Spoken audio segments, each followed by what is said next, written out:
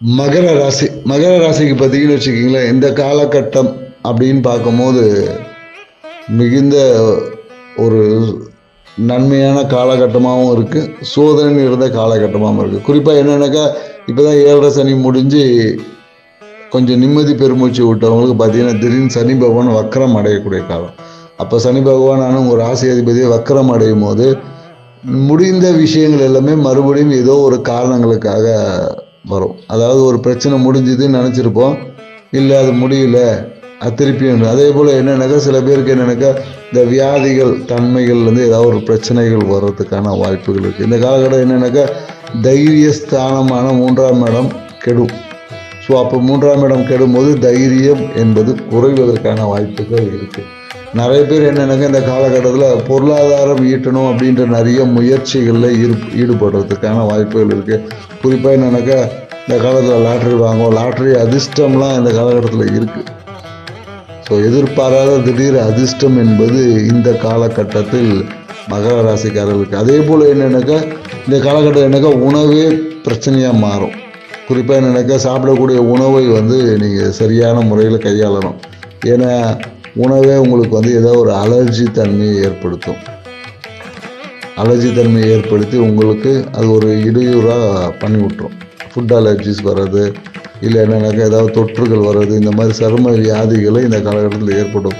ஏன்னா 8ல் இருக்கக்கூடிய கேது பகவான் என்னென்னாக்கா குரானிக்கல் டிசீஸ் அப்படின்ற மாதிரி வெளியே ஒன்றுமே தெரிய உள்ள ஆழமான ஏதாவது ஒரு வியாதியை ஏற்படுத்தி கொடுவதற்கான வாய்ப்புகள் இருக்குது. ஸோ ஏற்கனவே ஏதாவது ஒரு பிரச்சனைகள் இருந்துச்சுன்னா இந்த காலத்தில் சரியான ஒரு மருத்துவ சிகிச்சை செய்து அதை சரியாக்கி கொள்ளுங்கள். இல்லைன்னா இந்த ராகு கேது பயிற்சிக்கு அப்புறம் அந்த விஷயங்கள் முழுமையாக ஒரு மாற்றம் தரும். ஸோ குறிப்பாக என்னென்னாக்கா, உணவு கட்டுப்பாடு, முறையான உணவு பழக்கமும் இந்த காலகட்டத்தில் கண்டிப்பாக உங்களுக்கு தேவை. எனக்கு இந்த காலகட்டம் என்னென்னாக்கா, சூழ்நிலைகளாலேயே பிரச்சனைகள் உருவாகும் அப்படின்னு சொல்லலாம். ஸோ குறிப்பாக என்னென்னாக்கா, கணவன் மனைவி உறவு என்பது கொஞ்சம் கசப்பாக தான் இருக்கும். ஸோ தீராத பிரச்சனைகளுக்காக இந்த காலகட்டத்தில் மருத்துவ விரயம் என்பது இருக்கும். அதே போல் என்னென்னா, பாக்கியம் எல்லாமே உங்களுக்கு கிடைக்க வேண்டிய நிறைய விஷயங்கள் தள்ளி போகலாம். கிடைக்கிற மாதிரி இருக்கும், திடீர்னு ஏதோ ஒரு ஒன்றுமே இல்லாத ஒரு சின்ன ரீசனுக்காக அப்புறமா பார்த்துக்கலாம் அப்படின்னு சொல்லக்கூடிய இந்த வாய்ப்புகள் எல்லாமே இருக்குது. அதனால் என்னென்னாக்கா, நன்மையும் விரக்தியும் கலந்த ஒரு ஆடி மாதமாக தான் இந்த காலகட்டம் உங்களுக்கு இருக்கும் அப்படின்னு சொல்ல முடியும். முயற்சிகள் விரயமாகும். நீங்கள் எடுக்கக்கூடிய முயற்சிகளால் பெரிய பலன் என்பது இந்த காலகட்டத்தில் உங்களுக்கு கிடைக்காது. தைரியம் வீரியஸ்தானமான 3ஆம் இடத்துக்குரிய குரு பகவான் 6ல் சஞ்சரிக்கிறதுனால குறிப்பாக என்னென்னாக்கா, இந்த கழுத்து தோள்பட்டை சார்ந்த விஷயத்தில் ஒரு அழுத்தம் இல்லை ஏதாவது ஒரு அலர்ஜி மாதிரி வர்றதுக்கான வாய்ப்புகளும் அதிகமாக இருக்குது. ஸோ அதுக்காக என்னென்னாக்கா, தூக்கமின்மை இந்த வியாதியாலேயே என்னென்னாக்கா, இல்லைன்னா உங்கள் உடம்புல இருக்கிற அந்த ஃப்ளூயிட் சிஸ்டம் அப்படின்னு சொல்லக்கூடிய நிணநீர் மண்டலம் அப்படின்னு அந்த லிக்மெண்டேஷன் பிரச்சனையினால் உங்களுக்கு தேவையற்ற அழுத்தம் என்பது ஏற்படும். தொழில் அழுத்தம் இல்லை தூக்கமின்மை, விரயம், அலைச்சல், இந்த மாதிரியான நிறைய விஷயங்கள் உங்கள் வாழ்க்கையில் ஏற்படும். தனம் ஏதாவது ஒரு ரூபத்தில் பொருளாதார வரவு இந்த காலத்தில் வருமானம் கண்டிப்பாக வரும்.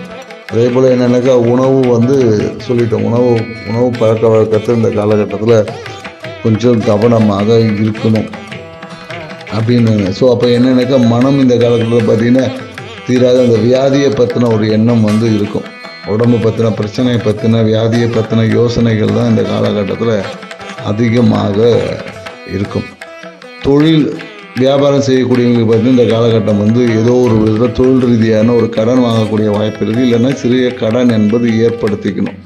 தொழிலை சின்ன கடன் வாங்கி செய்யும் போது அது மிகப்பெரிய ஒரு லாபமாக மாறும் என்பது ஒரு விதி இருக்குது. ஸோ தொழில் தொடங்குறவங்க யாருக்கிட்டே சின்ன அளவு ஒரு கடன் வாங்கி தொழில் செய்யும்போது அந்த தொழில் தொழில் இருக்கக்கூடிய அந்த தோஷங்கள் தடைகள் எல்லாம் நீங்கி அந்த தொழிலே லாபமாக மாறும். ஸோ புதிய தொழில் தொடங்கக்கூடிய வாய்ப்புகள் இருந்துச்சுன்னா ஒரு சிறிய கடன் வாங்கி தொழில் செய்வது தொழிலை ஒரு லாபகரமாக மாற்றுவதற்கான ஒரு வாய்ப்புகளை உருவாக்கி கொடுக்கும். ஸோ மேலும் பார்த்திங்கன்னா, செவ்வாய் பகவான் 8ல் சஞ்சரிக்கிறதுனால இந்த நெஞ்சு பகுதியில் வெப்பத்தினால ஏற்படக்கூடிய ஒரு பிரச்சனைகள் எல்லாமே ஏற்படும்.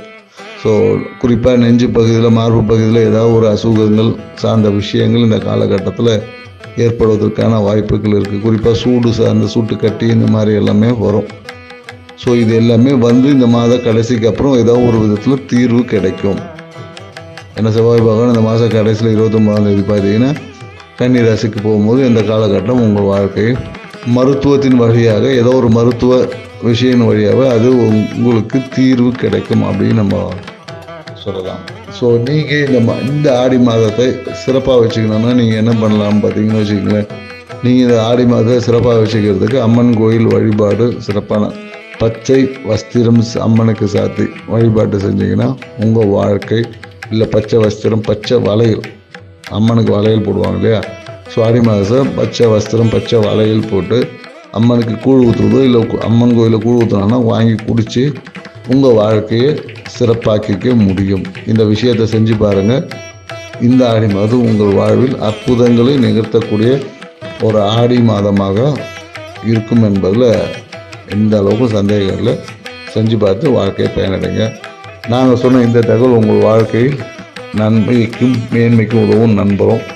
என் சேனலை சப்ஸ்கிரைப் பண்ணுங்கள், லைக் பண்ணுங்கள். மீண்டும் இது போன்ற ஆன்மீக தகவலுடன் நம்ம கும்பராசி சந்திப்போம். நன்றி, வணக்கம்.